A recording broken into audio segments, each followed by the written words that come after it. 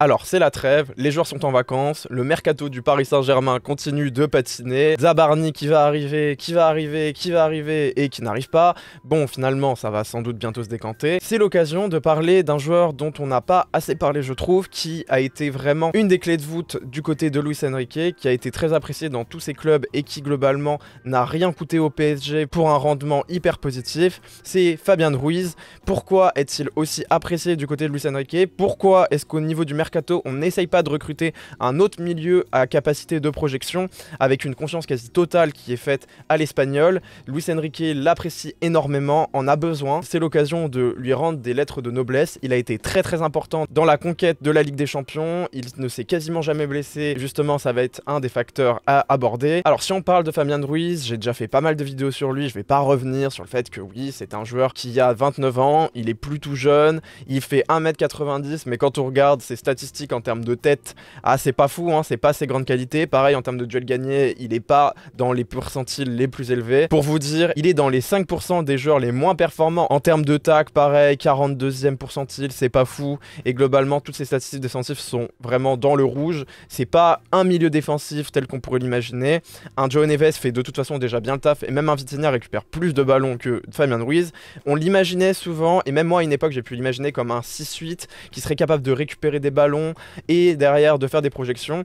C'est pas ce joueur, d'ailleurs il a été souvent caricaturé. C'est vraiment un joueur à qui on donne le ballon, qui fait d'excellentes passes, qui fait monter les blocs et qui fait des projections. Il n'est pas d'impact, même si, et ça c'est une statistique qui a été un petit peu oubliée, c'est que durant la saison c'était un des joueurs qui faisait le plus de pressing. Faut pas l'imaginer comme un joueur nonchalant, c'est pas parce qu'il gagne peu de duels défensifs et aériens que c'est pour autant un plot, pas du tout. Il court énormément, il se positionne, et c'est aussi pour ça que Luis Enrique l'apprécie autant. À la différence d'autres, c'est un joueur d'équilibre. Il est toujours positionné comme le veut le Paris Saint-Germain de Luis Enrique. Il est aussi là pour offrir des solutions à ses partenaires en faisant des projections, des montées. Il sait faire des passes progressives, et d'ailleurs c'est sa grande qualité. En termes d'assists, il est 96e pourcentile. En termes de passes progressives, il est 94e pourcentile. C'est un joueur qui réussit beaucoup ses passes, mais surtout qui fait des passes très longues, très réussies, qui vraiment casse les lignes. Il a beaucoup d'XG en termes de passes. Justement, si on analyse un petit peu, cette saison, il est à 4 passes décisives et 1 but en Ligue des Champions. En Ligue 1, chaque saison, il met autour de 3-4 buts et 4-5 passes décisives. Alors, faut l'imaginer que c'est pas la dernière rampe de lancement, donc c'est normal qu'il ait pas des grandes statistiques. Par contre, si on s'intéresse à celui qui fait l'avant-dernière passe D, là, Fabian Ruiz est souvent présent. Il est vraiment ce joueur qui fait monter les blocs. Et là où on a des Vitinha qui sont là pour le tempo, qui sont capables de gérer le jeu, de l'orienter, un Fabian Ruiz, il est là pour casser. C'est lui qui permet de lancer des offensives et il le fait excessivement bien. Et justement, on a souvent tendance à se dire « Ah ouais, mais c'est pas le plus soyeux, c'est pas celui qui a la meilleure vista ». C'est complètement faux sur la vista. Évidemment, en termes de dribble, il est un petit peu balourd, c'est aussi lié à son centre de gravité qui est très haut. Et oui, c'est vrai que quand on regarde ses statistiques, c'est pas le joueur qui réussit le plus de dribbles et qui en tente, hein. Par contre, beaucoup de percées, oui, il est pas rapide, mais il est endurant. Et ça aussi, c'est une grande qualité qu'aime Luis Enrique, c'est qu'il est capable de le faire jouer une grosse partie des rencontres et il est plutôt régulier. Il va pas décevoir, il fait peut-être pas des passes fantasques de fou, des gris-gris ou un geste qui élimine 2 ou 3 défenseurs. Par contre, il a justement cette intelligence de jeu qui lui permet d'avoir des opportunités pour ses partenaires et pour lui-même. C'est vraiment pour un numéro 8, parce que c'est un numéro 8 de projection, un des joueurs en Europe qui réussit à avoir le plus de statistiques. Et c'est important quand on sait qu'aujourd'hui on joue avec un faux neuf qui certes stat énormément depuis peu, mais qui globalement n'est pas un Kylian Mbappé, un grand neuf capable d'aligner 50-60 buts.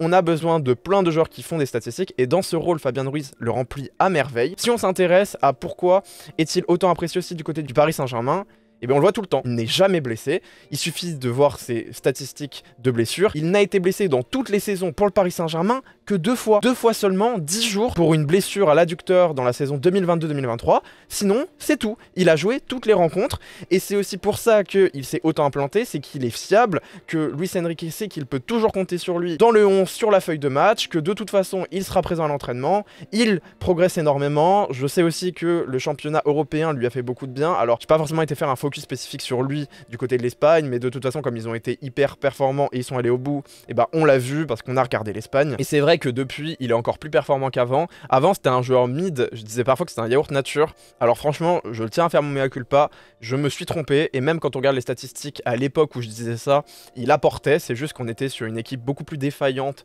et qui avait un collectif moins huilé. Les statistiques très alléchantes de Fabien Ruiz sont aussi liées au fait qu'aujourd'hui, le PSG en règle générale est très dominant, fait beaucoup de possessions, donc il y a beaucoup de passes, il y a aussi énormément de passes clés, beaucoup de buts, donc c'est sûr que ça augmente les statistiques générales de tous les joueurs, mais c'est aussi pour dire qu'il a une influence dans le jeu, que c'est pas un gars qui juste profite du collectif et s'effondre dans les rencontres où ça ne va pas, non. Et lorsque justement l'équipe est un peu en train de perdre pied, Fabien Ruiz c'est un petit peu ce genre d'équilibre qui sait remobiliser, qui sait être ce joueur neutre, qui ne va pas complètement couler et qui peut rassurer des défenses et même l'attaque, et c'est très important, c'est aussi pour ça que Luis Enrique l'apprécie beaucoup. Il a une forme d'expérience, il a quand même 29 ans et l'année prochaine il sera à 30 ans, donc c'est un des joueurs qui est les plus vieux dans l'effectif. C'est complètement fou de dire ça, mais c'est réel. Il a joué à Naples, il a de l'expérience internationale et européenne, bon maintenant il a gagné une Ligue des Champions donc encore plus.